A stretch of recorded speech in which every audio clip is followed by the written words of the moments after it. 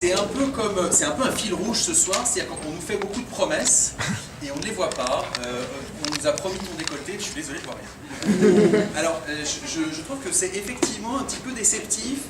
Tu essayes de faire marrer des gens avec des blagues sur le FMI.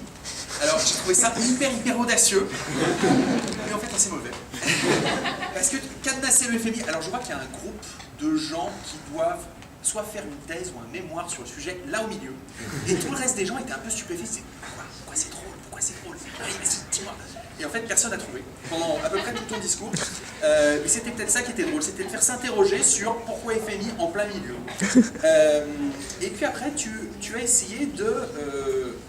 je ne sais pas, parce que tu t'es exprimé en français. Tu as parlé très longtemps. Les mots défilaient et je me disais, mais qu'est-ce que ça peut bien vouloir dire? Elle essaye de rentrer en contact avec nous. Elle essaye de nous dire des choses et j'ai pas du tout saisi. Alors, je ne sais pas quoi te dire sur ta prestation, Marie. De dos, c'est assez sympathique. De face, quand tu te tais aussi, c'est pas mal. Tu as proposé de faire couler le sang de la femelle. Moi, je me suis dit, mais ça sert à rien, ça arrive tous les mois. C'est ridicule de faire des provocations comme ça à deux balles. Et tu as fini sur Homme, je vous aime. Alors, je me suis dit, ça y est, là on est dans de la référence. Là, il y a de la culture. C'est Julien Clerc, c'est Jean-Loup Dabadi. Et en fait, je me suis dit, non, c'est juste un grand cri de désespoir. Parce que tu nous as fait l'aveu que tu allais abandonner ton uniforme de féministe mal baisé. Baisé du tout, ou alors il faut s'habiller en noir comme ça. J'ai l'impression que tu as un enterrement, c'est pas possible.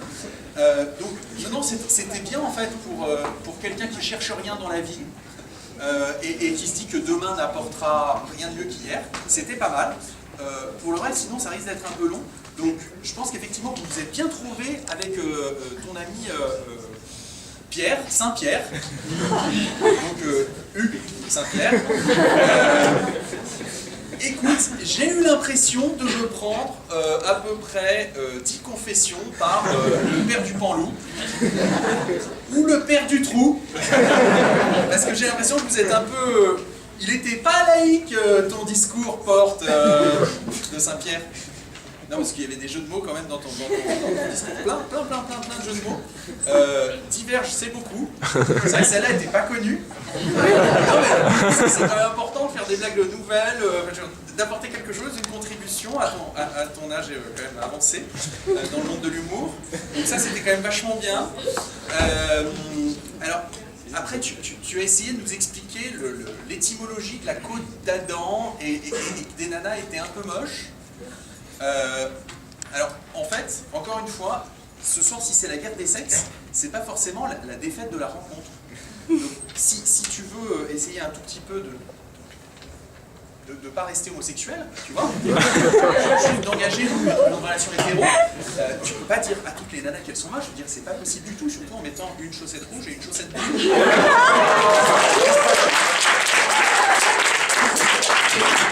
Soit le mec est daltonien et il surrajoute au problème, soit le mec est daltonien et il surrajoute au problème. Non mais écoute, c'était très intéressant. Moi j'ai eu l'impression de faire un peu un voyage en absurdie là, tout de suite. Mais j'attends que vous répondiez l'un et l'autre pour avoir un avis définitif.